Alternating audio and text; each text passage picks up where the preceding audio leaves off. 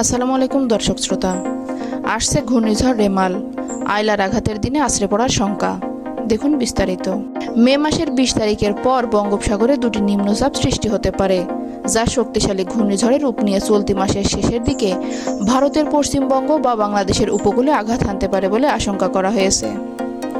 মে মাসের শেষ দিকে আঘাত হানতে পারে ঘূর্ণিঝড়টি।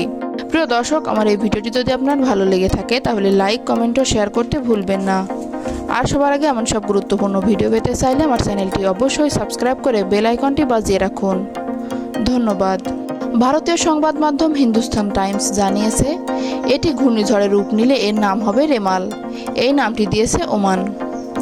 হিন্দুস্তান টাইমসের প্রতিবেদন অনুযায়ী আগামী 20 মে থেকে এই সম্ভাব্য ঘূর্ণিঝড়ের গতিপথ স্পষ্ট হতে পারে। 24 মে সমুদ্র থেকে শক্তি বাড়িয়ে স্থলভাগের দিকে এগোতে পারে এই ঘূর্ণিঝড়। তবে কোথায় কত গতিতে এই ঘূর্ণিঝড় আঘাত হানতে পারে তা এখনই বলা যাচ্ছে না। তবে অনুমান করা হচ্ছে পশ্চিমবঙ্গ বা বাংলাদেশের মধ্যে কোথাও এটি আছড়ে পড়তে পারে। প্রতিবেদনে দাবি করা হয়েছে, 20 মে দক্ষিণ বঙ্গোপসাগরে তৈরি হতে পারে একটি ঘূর্ণাবর্ত।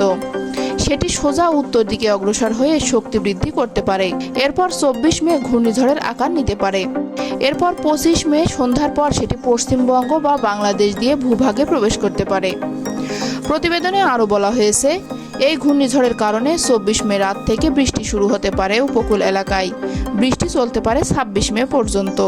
ভারতীয় আবহাওয়া অফিস আরও জানিয়েছে, 2009 সালের 25 মে সুন্দরবনে আঘাত করেছিল ভয়ঙ্কর ঘূর্ণিঝড় আয়লা। চলতি বছরের 25 মে আঘাত হানতে পারে রেমাল নামের এই ঘূর্ণিঝড়টি। এতে 15 বছর আগের সেই দুঃস্বপ্ন ফের আসতে পারে বলেও আশঙ্কা করা হচ্ছে।